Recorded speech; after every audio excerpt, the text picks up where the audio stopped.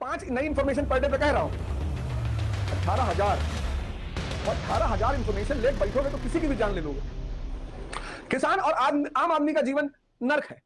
जैसे ही केंद्रीय सत्ता खत्म होगी, किसान और आम आदमी का जीवन नर्क में रचेट। इन अब अकबर का जमाना नहीं था, अब जहांगीर का जमाना नहीं था, अब शाहजहां का जमाना नहीं था। ये सब क्यों हो रहा था? Because end of central authority.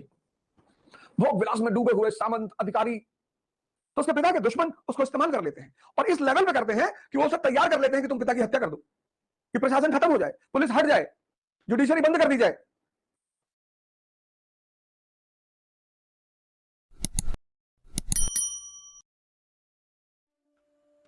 तुम कंट्रास्ट लड़के आगे बढ़ गए।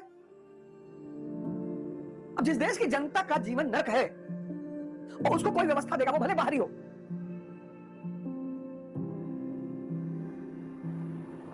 देखो यहीं पर डायग्राम तुमको बना दे रहा हूं, ये देखो बहुत कम का डायग्राम है। तुमसे इंटरव्यू में पूछ लेगा कि भाई साहब ये बताओ कि विदेशी यहां टिक कैसे जाते थे? भाई तुम्हारे घर में वो घुस आया और शासन कर रहा है 10 साल, तो कहीं ना कहीं तुम्हारे घर के लोगों ने उसको समर्थन दिया कि नहीं दिया?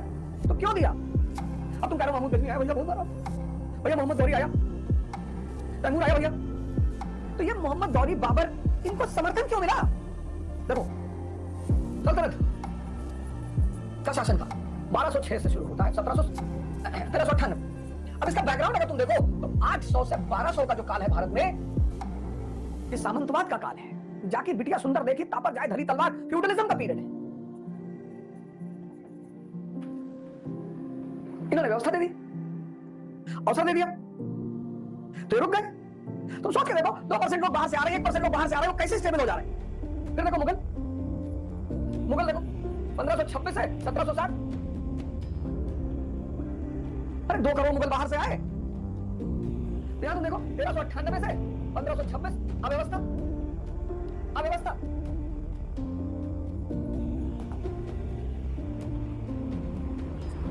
ये देखो 1757 से 1707 से 1757 अव्यवस्था।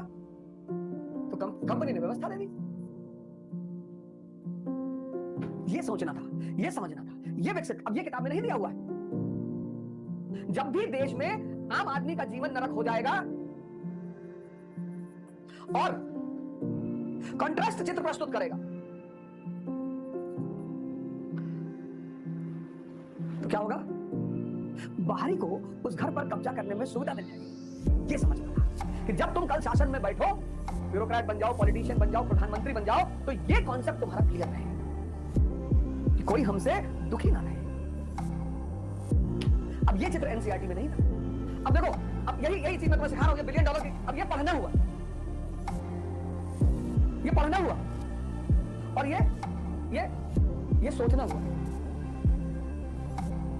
तैयारी मतलब सिर्फ पढ़ना नहीं, पढ़ाई तो कॉलेज में होती है, प्रिपरेशन पढ़ा रही है, कोचिंग है, बहुत अच्छी पढ़ा रही है, सारे टीचर अच्छा पढ़ा रहे हैं, सारी कोचिंग, मुझे कोई कोचिंग मिली नहीं जो गलत पढ़ा रही हो, मुझे आज तक कोई टीचर मिला नहीं जो गलत पढ़ा रहा हो। तब सिलेक्शन क्यों नहीं हो रहा है? क्योंकि वो सोचना नहीं सिखा रहे हैं। और तैयारी का मतलब होता है सोचने का विकास।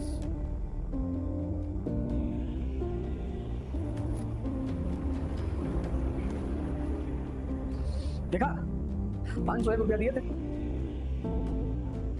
और 1 लाख करोड़ की बात बता दी, नहीं तो तड़पते रह जाते। और ऊपर से चिल्लाने लगते हो, थोड़ा सा शांत रहा करो यार, हैं? और गाली क्यों देते हो?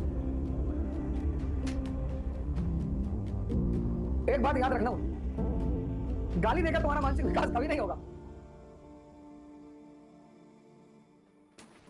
हैं? बताओ, ये देखो इस पैराग्राफ में ये बात छिपी थी कि जहां भी, जिस समाज में, जिस राष्ट्र में आम आदमी का जीवन नरक होगा और चित्र कॉन्ट्रास्ट होगा, वहां बाहरियों को सुविधा मिले। ये सीखना था। कैसे मौका मिला सुल्तानों को, तुर्कों को, कैसे मौका मिला मुगलों को, कैसे मिला कंपनी को? इस पे हम चर्चा नहीं करते। हम चर्चा किस पे करते हैं? भैया विदेशी, भैया सब मुगल, भैया।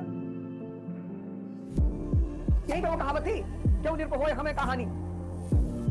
तो यहां भी वो कहावत थी, क्यों निरप होए हमें कहानी। हम तो परेशान ही रहेंगे, राजा कोई भी हो, तुर्क हो, फुर्क हो, चुर्क हो, हमसे क्या लेना देना।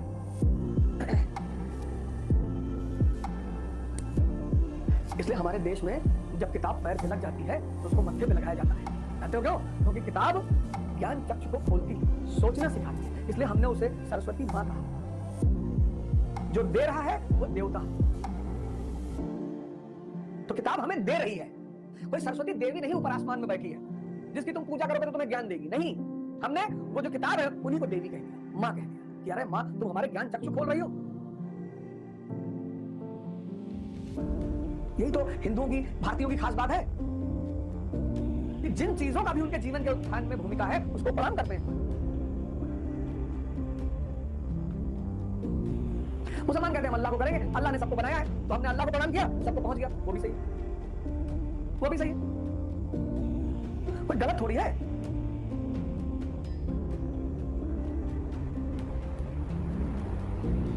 तो कहते हैं शराब पियोगे होश में पियो, महावीर कहते हैं होश आ गया तो पियोगे क्यों?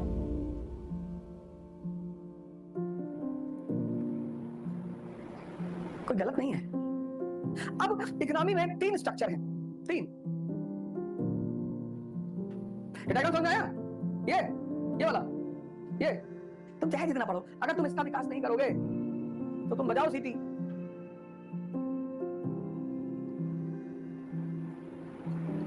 क्योंकि हर लाइन के पीछे कुछ छुपा हुआ है, वो जो छुपा हुआ है ना उसी को पकड़ना है, और वो पढ़ने से पकड़ में नहीं आएगा, वो सोचने से पकड़ में आएगा। यही इसलिए मेरा जो अप्रोच है वो एकदम अलग है। देखो 1 लाख करोड़ की बात सुबह बता दी और ये चैप्टर खत्म कर दिया होता है एक दिन में, तो कुछ लोग बहुत खुश होते कि वाह भैया, पर समझाते कुछ नहीं। Bluetooth B = D + D, direction and discipline, और यही डायरेक्शन और डिसिप्लिन तुमको खुदा बना देगी। चलो खुदा ना भी बनाए तो खुदा से कम नहीं बनाएगी, यही है Bluetooth B = D + D, direction and discipline. अरे तो तुम पिछले 15-16 साल से पढ़ ही रहे थे, क्या बिगाड़ लिया जीवन में? डिप्रेशन में हो, परेशान हो, रो रहे हो, एक पैसा कमा नहीं सकते हो। इससे बढ़िया तो नमक है, 10 रुपए खरीदे तो कम से कम सब्जी में डाल लिए, सेब में डाल लिए, अमरूद में डाल लिए, कहीं तो फायदा कर रहा है। और 15 साल 2500 लाख 300 लाख रुपया पढ़ाई में खर्चा किए, और 30 लाख खर्चा करने के बाद 15 साल खर्चा करने के बाद तुम्हारे खाते में क्या है? डिप्रेशन।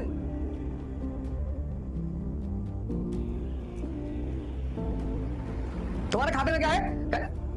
अनएम्प्लॉयमेंट। तुम्हारे खाते में क्या है? Financial crisis. 1 रुपया तुम बाहर जा कमाने की स्थिति में नहीं हो, और मिनिमम 30 लाख रुपया अपनी शिक्षा में लगा चुके हो। उसकी वजह क्या थी? ना तो तुमने डायरेक्शन सीखा और ना तुमने डिसिप्लिन सीखा।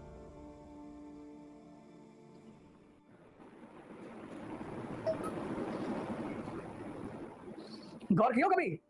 30 लाख मिनिमम, कुछ तो 1 करोड़ तक खर्चा कर चुके होंगे, और 10 रुपए नमक लेके आता हो, कितना कीमती है, कितना काम आता है।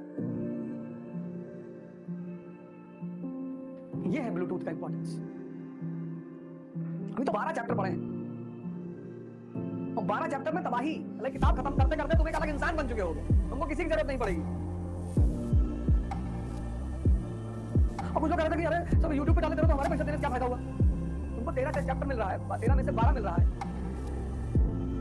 और वो जो लड़का बैठा हुआ गरीब तो है नहीं, लेकिन मान लो उसका पैसा नहीं है, वो भी अप्रोच सीख लेगा, लगा लेगा, तुमको भी आशीर्वाद देगा, हमको तो दे ही रहा है। हम ले लें सब, हम बस, हम किसी बताओ मत भैया, नोट ले जाकर गोरम डाल दिए। यही बात भगत सिंह सीख लेते, यही विचार भगत सिंह के मन में होता तो बंगाल के गवर्नर रहे होते।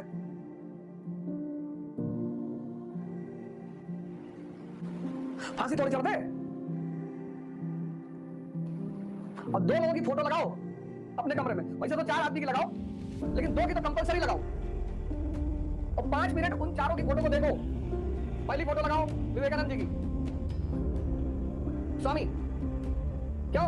ध्यान करना है, इनका पूरा बल मेडिटेशन पे है। एक बढ़िया सी फोटो ले आओ, या एक व्हाइट चार्ट लगा के और 4 आदमी की फोटो उस पे लगा दो, और दूसरी लगा दो डॉक्टर अंबेडकर की, क्यों? पढ़ना है। और तीसरी लगा दो कलाम साहब की, क्यों? सेवा करना है। और चौथी लगा दो भगत सिंह की, क्यों? अब क्रांति का समय चल रहा है। ये ब्लूटूथ के 4 महानायक हैं, इनकी किताब है ध्यान, 12-15 रुपए की है। अगर दिल्ली में रहते हो नहीं तो अमेज़न से मंगा लो, 25 रुपए की है। यही रामकृष्ण परमहंस आश्रम है, मेट्रो है उसके नाम पे, वहीं नीचे लाइब्रेरी है, वहीं मिलेगी 25 रुपए की। ध्यान क्या है? ये मन तुम्हारा, ये तुम्हें एनर्जी रिजर्वायर है। ये क्यों भारत ने ध्यान को विकसित किया? क्योंकि ये एनर्जी का रिजर्वायर है, और ये एनर्जी का रिजर्वायर जो है, अगर तुम्हें गुलाम बना ले, तुम्हें अगर ये गुलाम बना ले तो तो भीख मंगवा दे, क्योंकि शक्ति का स्रोत है ये, इसके पास शक्ति नहीं है, स्रोत है ये। तुम्हें टाइम पर उठने नहीं देगा, तुम्हें टाइम पर पढ़ने नहीं देगा, लेकिन अगर तुम इसके मालिक बन जाओ, बस इमेजिन करके देखो कि तुम अपने जीवन में क्या करोगे। तुम्हारा दिमाग किसी दूसरे मन में थोड़ी लगा है, कोई दूसरा तुम्हें थोड़ी परेशान कर रहा है। सोचो, शक्ति का पुंज है, शक्ति से जुड़ा हुआ है, और इसने गुलाम बना रखा है। अपनी मर्जी से उठाता है, अपनी मर्जी से पढ़ाता है। तुम 10 घंटा कहते हो, 1 घंटे में कहता है कि बहुत है यार, कितना पढ़ोगे। और सोच कर देखो कि तुमने इस शक्ति के स्रोत को गुलाम बना लिया, तुम इसके मालिक बन गए। तो और मालिक बनोगे कैसे? ध्यान से। तो कुर्सी बैठ के पढ़ के अगर नींद आ रही है, खड़े होकर पढ़ो, डाइस ले आओ।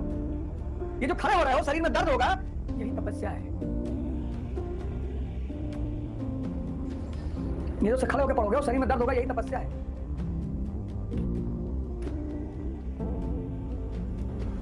सुबह उठे थे, चने का सत्तू ही नहीं, 4 अंडा का ऑमलेट बना लिया, 5 6 7 ब्रेड ले लिए, नींद आएगी तुमको।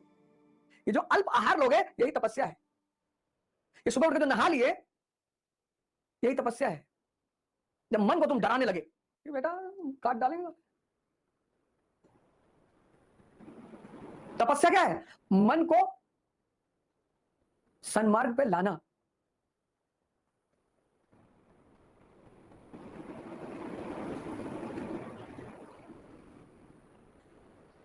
तपस्या घर से भाग जाना नहीं है।